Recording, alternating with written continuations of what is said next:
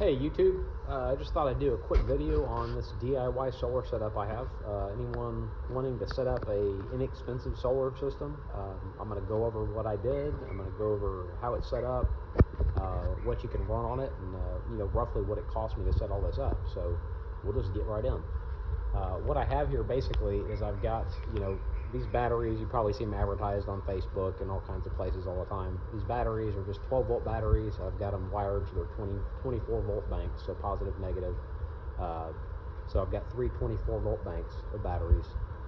This charge controller inverter up here I got from EcoWorthy. I've been running this thing for 2.5, 3 years now. It's worked great. I've had no issues. They're cheap. They're probably the cheapest ones you can find. I'd say it was about $500.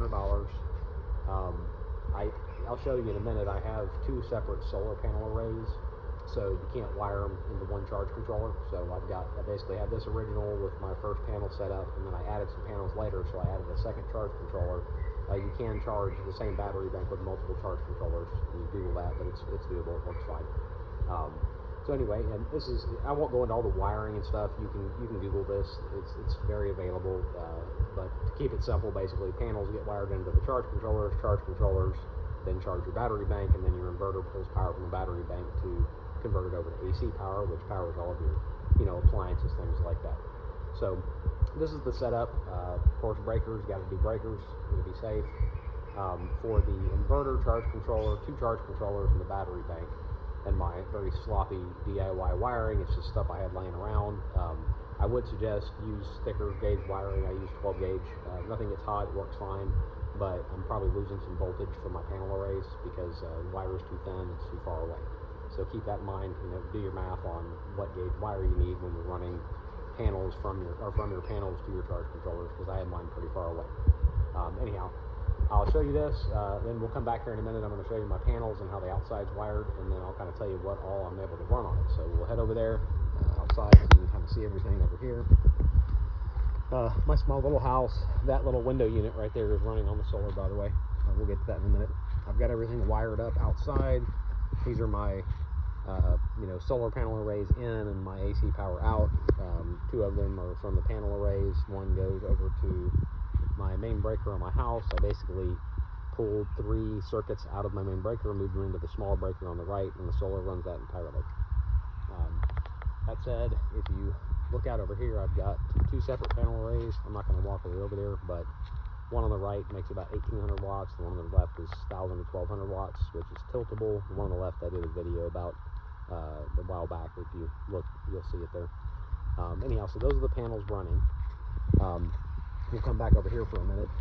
With those panels and the setup I've got here, I run very consistent basis the window unit to supplement my central AC. I've got several ceiling fans. I got about 3 computers, 3 or 4 TVs, a deep freeze, a refrigerator, pool pump, a bunch of lights, outdoor lights. All that runs on this all the time. And this inverter has no problem at all running it, probably about a half load, 1,000, 1,500 watt when everything's loaded up.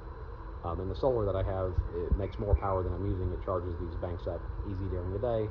With this many batteries running that stuff, you can run for, I'd say 8 to 10 hours, 8 to 12 hours. Just depends on how hot it is, things like that, how often the compressors come on, all that kind of deal.